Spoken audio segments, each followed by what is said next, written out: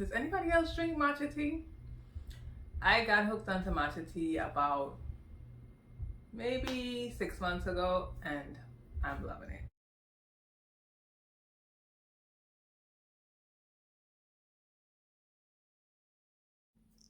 Hi guys, Tamika here. Welcome or welcome back.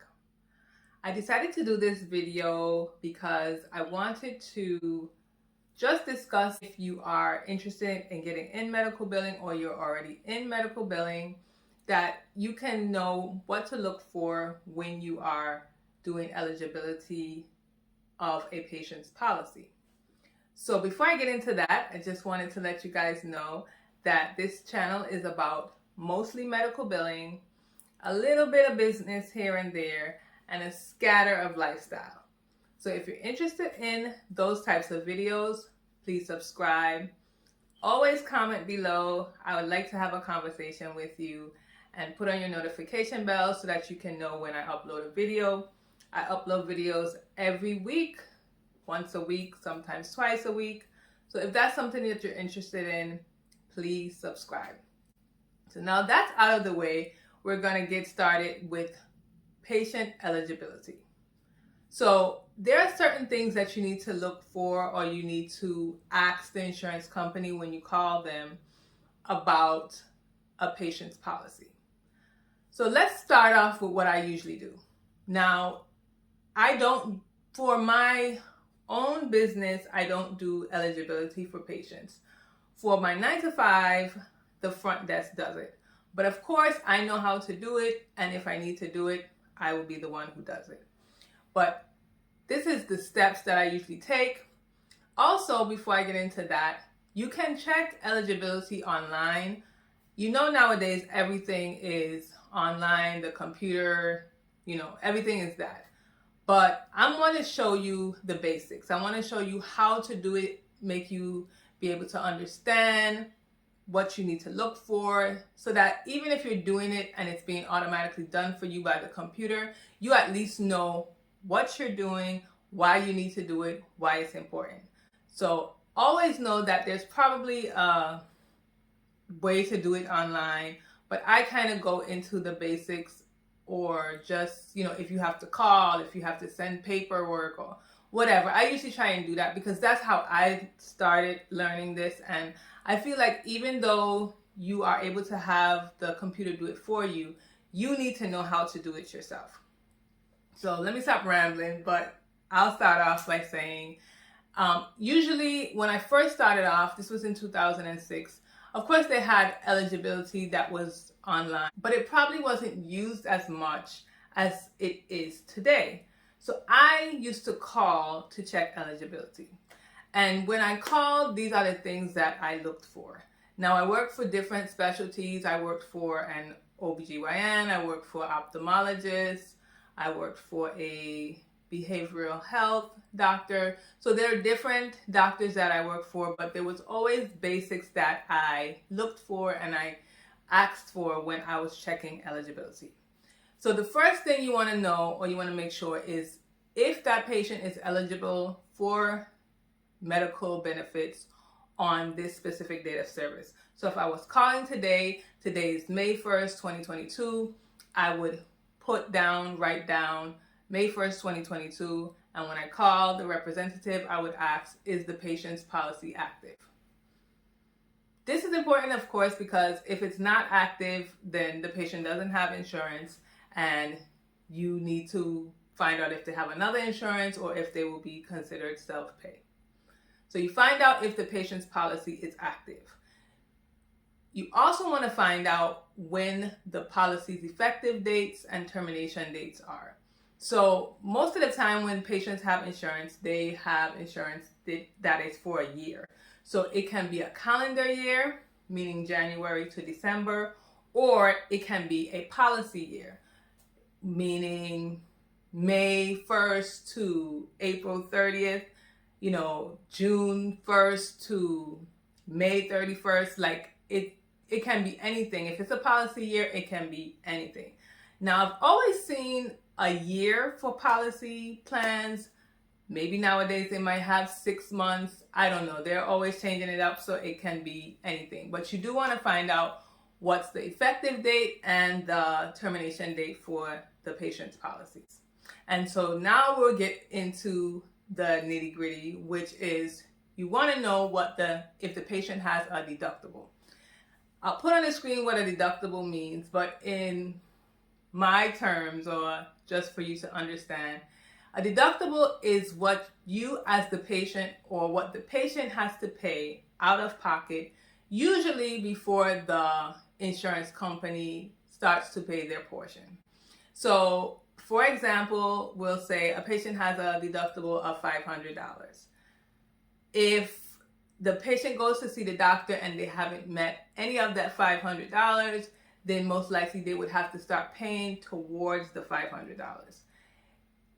A lot of patients don't understand that, and they think that, okay, I already pay a premium every month. I pay $250 that's taken out of my check every month to the insurance company. So when I go to the doctor, the insurance company, should pay everything. And that's not how it goes. So even you as a patient should know what your deductible is, and the doctor's office needs to know what your deductible is.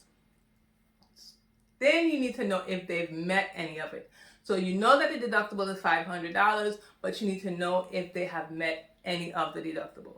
So if, for instance, my deductible is $500, I met $250, that means I need to meet $250 more, or pay out of pocket $250 more before the insurance starts to pay. Now, this is just a basic definition, because of course it starts to get a little confusing where some things don't apply to the deductible and some things do, but I'm just trying to give you a basics of what it means. Then I would ask them if the patient has an out-of-pocket. Out-of-pocket means that the patient has paid out of their pocket a certain amount of money. So where my deductible for the year might be $500, my out-of-pocket might be $2,000. And so my out-of-pocket is an accumulation of, let's say, my deductible, my copay, my co-insurance.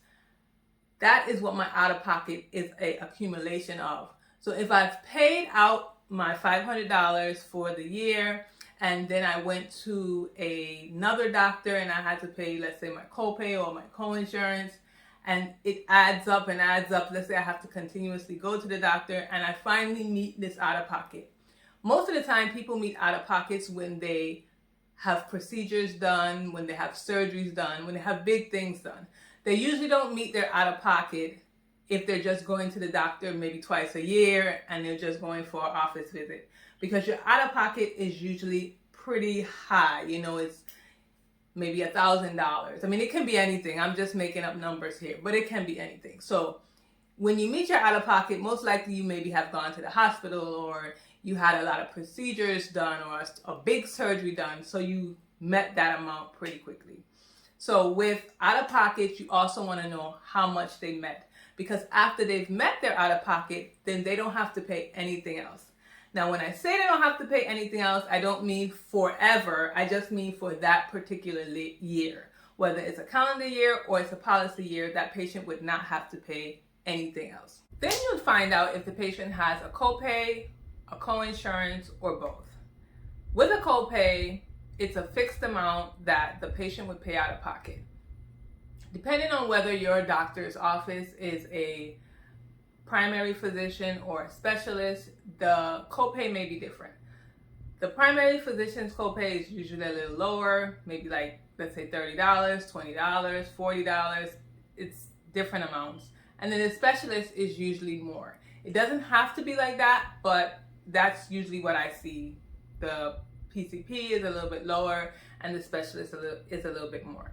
And then you have your co-insurance. Now your co-insurance is usually a percentage. It's not a fixed amount. It's usually like 10%, 20%, 30%. And it's usually not dependent on whether it's a specialist or a primary physician. Like I said, with different policies, there are different rules. So, it just depends. But from what I've seen, your co-insurance is usually just 10%, 20%, 30%, but it usually doesn't depend on if it's a specialist or if it's a primary physician.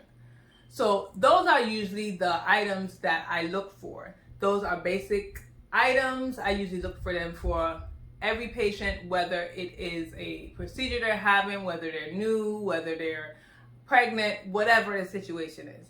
Now, you can also check for other things when you're checking eligibility if you are aware or you know what the patient is coming in for. If they're coming in for a specific procedure, you may ask the insurance, well, I have the CPT code and this is the specific procedure and I want to know what is the patient's responsibility. Now, one thing I will say, a little advice here, is that you take what the insurance says. Yes, they'll tell you, but you don't take it as definite as guaranteed.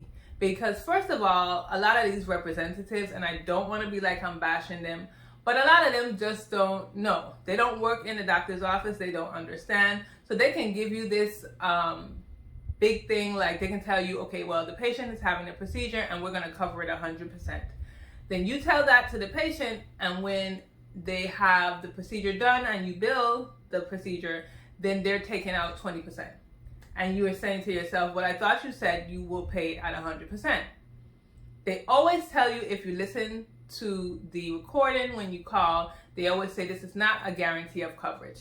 And they do that to protect themselves, because most of the time, or a lot of times, I don't want to say most of the time, but a lot of times they give you the wrong information. And so that is why, like I said in past videos, you make sure you let the patient know that this is just a estimate. It's not a guarantee of coverage. So you call the representative or you get the information online, but it is not guaranteed. It's just something that you can tell the patient so that they can have an idea of what they may owe. So basically, that's the end of this video.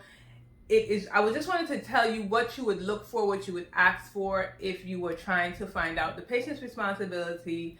In my other video, I talked about patient responsibility and how to, be able to find out or kind of give a guarantee to the patient, which if you have watched that video, which I will link above, you'll know the answer to guaranteeing patients what they may owe or what they may not owe. So I hope this was helpful for you. Please, if you guys want to know anything else, sometimes if I'm being repetitive or if I'm going too basic, you have a lot of different people who may not know, who want to know. So if you have anything specific that you want me to talk about, please, leave that below in the comments and I'll try my best to maybe do a video on it. If it's not long enough to do a video, I'll answer you in the comments below. But I would like to know what you guys want to see. When you're in the medical billing field and you're doing it, some things you take for granted. You figure people may know this, they may understand that. You use terms every day. So I might not do a video on it because I say, well, you might already know that. But if it's something that you do want to know and I can do a video on it, I will. I do videos, like I said, every Saturday, mostly. So please like, comment, and subscribe. And I hope to see you in the next video.